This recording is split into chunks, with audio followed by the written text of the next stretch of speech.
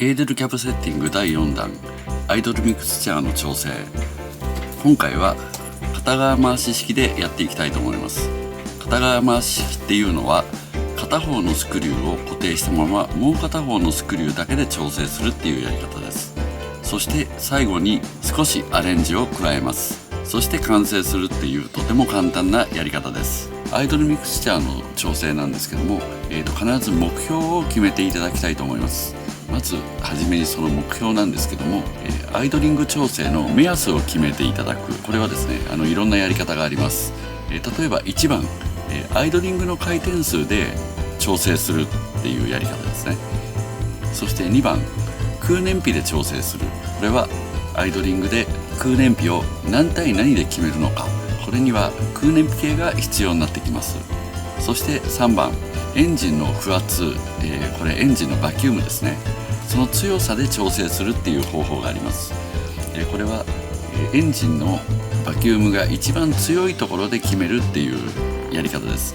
これにはやっぱりバキュームゲージが必要になると思います。そして今回1番の回転数で調整するっていうやり方でやっていきたいと思います。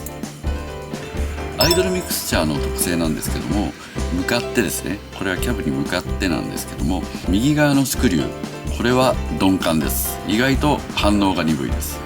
そして向かって左側のスクリュー、これはとても敏感なスクリューになってます。それはなぜって言われてもちょっと構造上だと思うんですけども、なぜだかわかんないんですけども、僕なりのちょっと感じたことでこういう風にやってます。では調整方法をざっくりと説明いたします。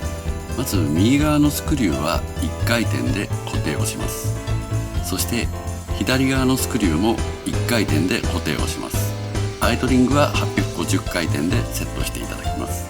左側のスクリューのみを4分の1回転ずつ開けていきながら、開けるたびにシフトをドライブに入れる。右のスクリューと左のスクリューの空いている回転を足し算します。そして2で割ります。そうしますと右と左がだいたい合ってくるっていうようなやり方です。今回は、片側回し式のやり方でいきます。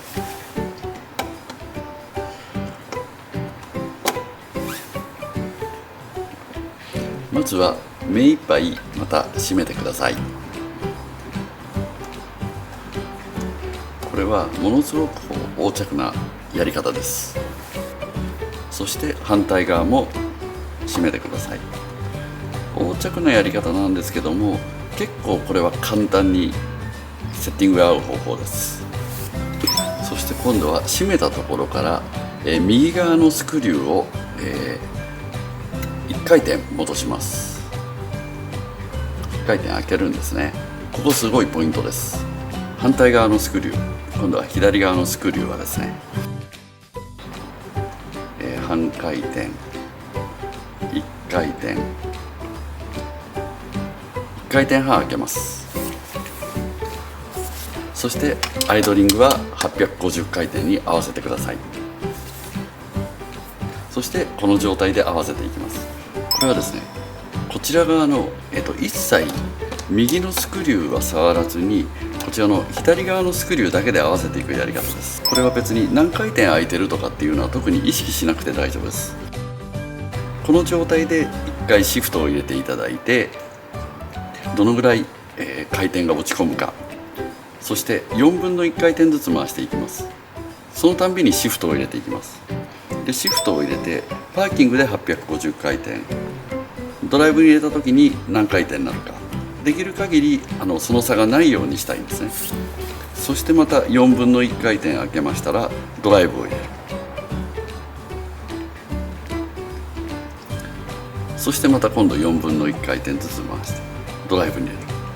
そこで今度逆に落ち込むようになってきたなと思いましたら4分の1回転戻す。そしてちょうどいいところが出たとします。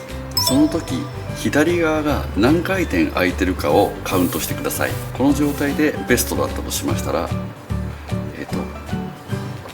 半回転、1回転、1回転半、2回転空いてるんですね。そそうしますと右側が1回転で左側が2回転、これを足し算するんです。そして割る2にしますと1回転半ずつがベストだっていうことになります。そういう出し方なんですね。そうしますと右側は1回転すでに空いておりましたので、これは半回転空けます。これで1回転半空いてることになります。そしてこちら目いっぱい閉まってるところから半回転、1回転、1回転半、これでセッティングが大体終わります。そしてポイントなんですけども、この片側回しをやった場合に、この片側回しで合わせた場合なんですけども、若干この状態ですと濃く出るんです。この濃く出るっていうのはどうしてもこう感覚的な問題でこう出てしまうんですけども、その時にですね、ちょっと8分の1回転ぐらい絞ってあげるんです。その状態が一番いいところが出ます。ここポイントです。